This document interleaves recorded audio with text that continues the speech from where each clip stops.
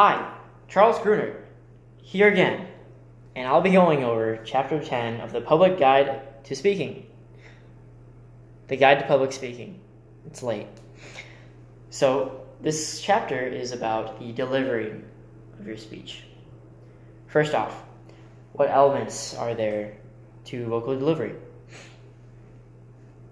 You have your pitch. That's speaking high or low. Your volume, how loud or quiet you are. The rate, the speed at which you speak, speaking really fast, speaking really slow, speaking really slow, sorry.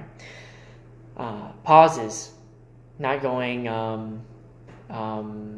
saying something with ums or just any speech impediments. That's just silence. Not talking, not anything.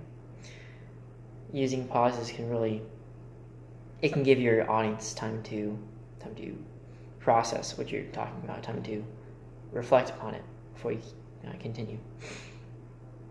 I thought that was worth explaining because the other ones are pretty intuitive. And then there's variety, which is just a mix of all those things, all those elements that I just brought up. Pronunciation, you want to be able to say words properly. There's a difference between pitcher and preacher.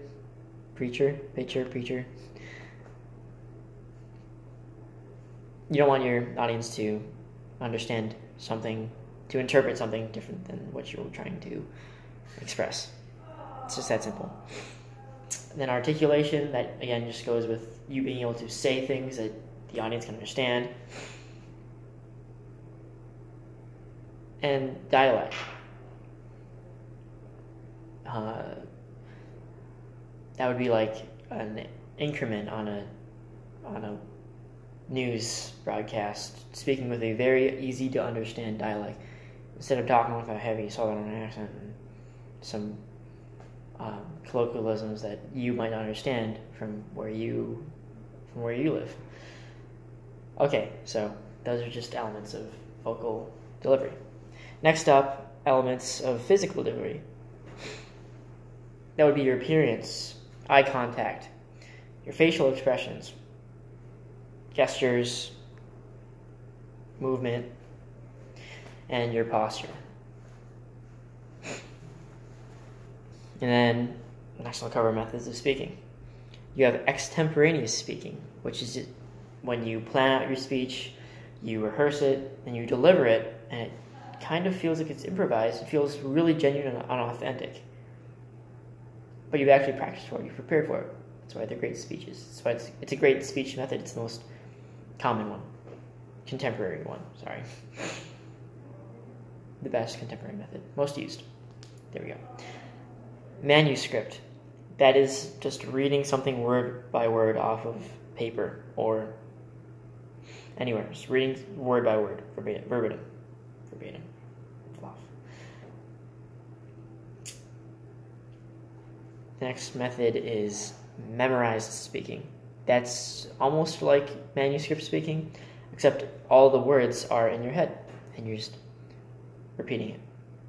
And then you have impromptu speaking, which is improvised speaking. You didn't know what you're going to talk about, but it's thrown at you and you just spit out your ideas, your speech on the go. Finally, I'll cover what a mediated presentation is and how do you prepare for it. So mediated mediums, that's when you use technology of some sort to convey your speech. You have asynchronous engagements, which would be when you're speaking to somebody like through a recording. You're not actually there with them. And that's in the inverse of synchronous engagements, which is when you're face-to-face with somebody. Sorry, you're speaking to them live. They can respond. And you have hybrid engagements, which are engagements kind of mixed, where some people can respond to you, it's live, while others, they see it later, it's recorded.